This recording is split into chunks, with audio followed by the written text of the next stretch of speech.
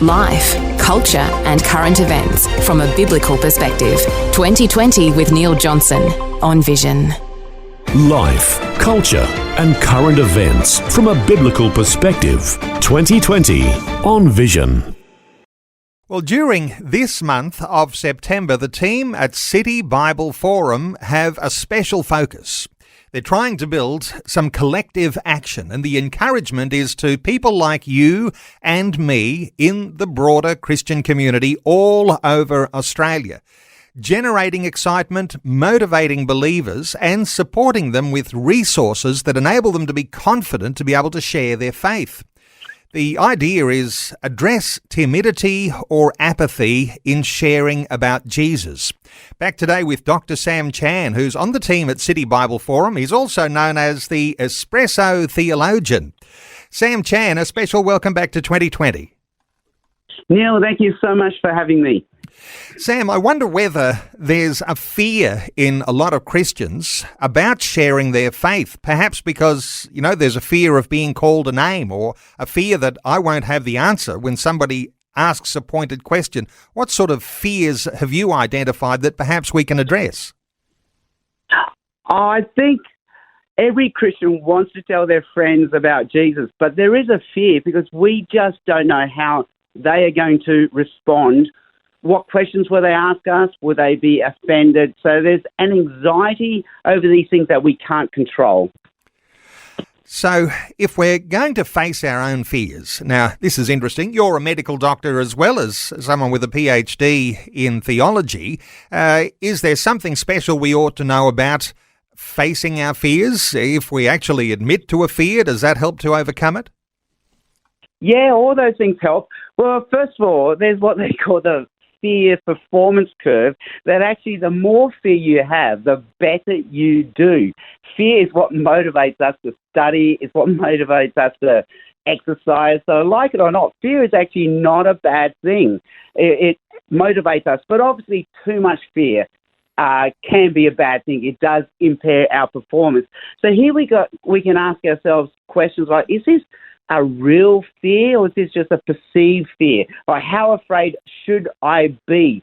And the interesting thing is Barna.com in the USA has done a lot of research on what our non-believing friends think. And they find that the average non-believer right now in the Western world, yes, they do have a problem with Christianity, the idea of Christianity, but they don't have a problem with the Christian friend in their life.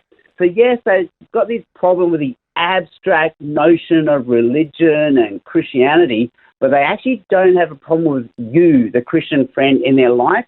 Another interesting thing that Barna.com found out was that the non-believer says if they were to hear about Jesus, they would prefer to hear it in a conversation with their Christian friend than any other way.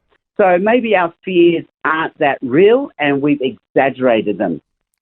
Is there a sense in which sometimes because we fear our own shortfallings that we become a bit pretentious and we try to sound like we've got it all together? Is it helpful to be really open about our own shortfallings, the fact that we don't know all the answers, even sharing our own needs and struggles? Is that a helpful thing in these sorts of conversations? Yes, I think you're so right. Because we have that verse in Corinthians where Paul says, we are jars of clay. And that means God works through us who are mundane, ordinary people. And God works through us because of our weaknesses, not despite our weaknesses.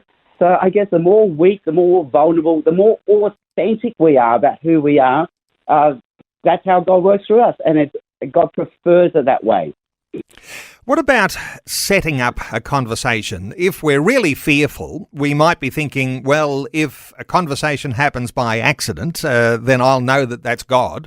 But the thought that there might be an intentional way that you go out of your way to actually create a conversation so that you can introduce your friend to your different set of values or your different way of talking about your Christian belief.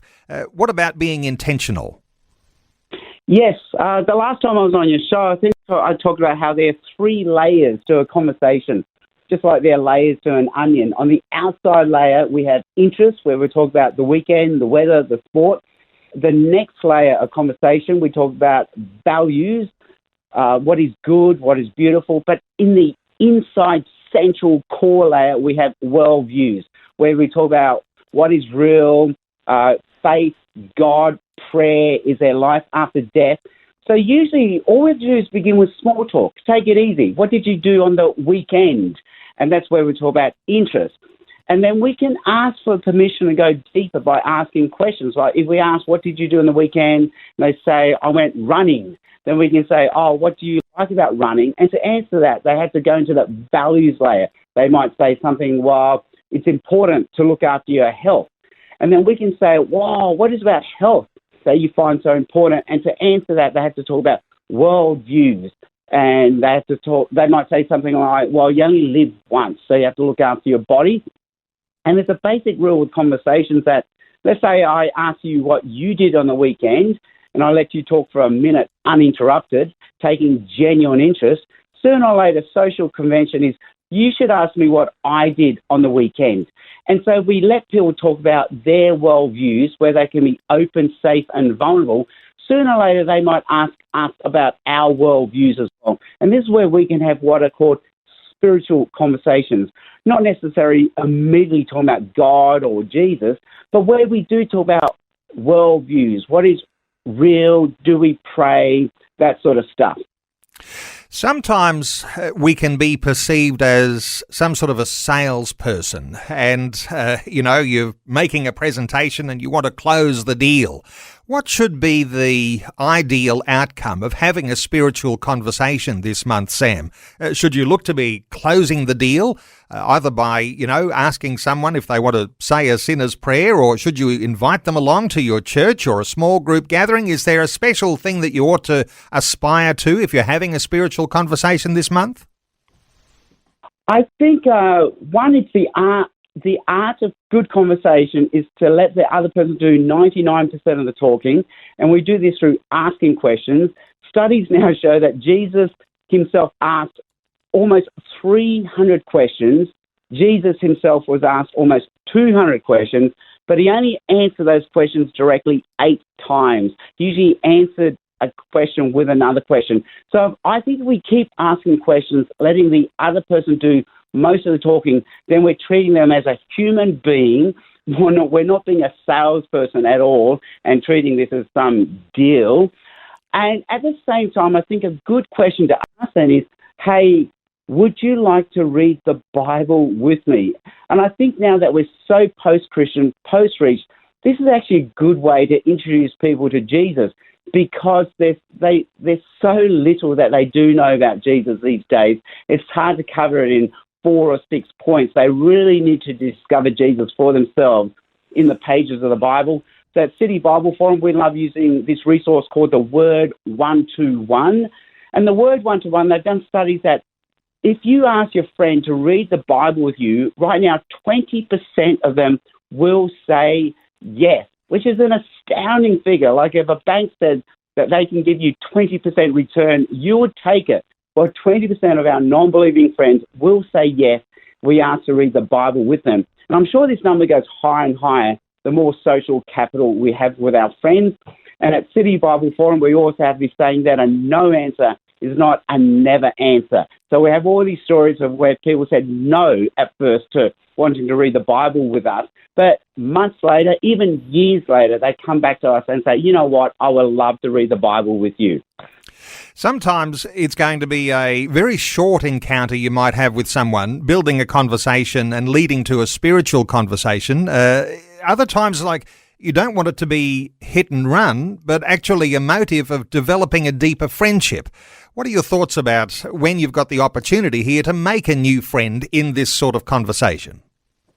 Oh, for sure. I think we just make of each moment what we can. The Bible is that story where different people are given different talents, from their master. Some get 3 talents, some get 5 talents, some get 10 talents. And we can ask ourselves right now, what sort of conversation am I having? Is this a 3-talent conversation, a 5-talent conversation, or a 10-talent conversation? How much time do I have? And will I see this person again? Because if I will see this person again, maybe we can take this in baby steps and just take, just gently move along in this journey towards Jesus. For so many of us, it's actually quite a really pleasurable thing to be sharing our faith with someone. But there must be something underlying a campaign that's running through September. There must be something at the City Bible Forum where the leaders there have recognised there's a real urgency in believers being able to share their faith confidently. Sam, what are your thoughts about how urgent it is for us to actually be a little intentional about looking for opportunities to share our faith? Yes, it is urgent, and yes, we do need to be intentional, and it helps to know that there's help out there, and I'm not the only one doing it. So that's why at City Bible Forum we have this campaign right now called Dive Deeper. So if you go to divedeeper.org.au, there is a quiz there where you can find out whether you're a reluctant evangelist, an anxious evangelist, or a keen evangelist. And by taking this quiz, we can give you resources that equip you to take the next step in having a spiritual conversation with your friend. So write that website down, divedeeper.org.au, and participate in that quiz. And to connect with City Bible Forum, the City Bible Forum website is citybibleforum.org. While you're doing a quiz and getting encouraged, you could find some of Sam's books too. How to Talk About Jesus Without Being That Guy, Evangelism in a Skeptical World, or Preaching as the Word of God. You can simply connect with Dr. Sam Chan at citybibleforum.org. Sam, thanks so much for the update today on 2020. Awesome. Thanks so much, Neil. Thanks for taking time to listen to this audio on demand from Vision Christian Media. To find out more about us, go to vision.org.au.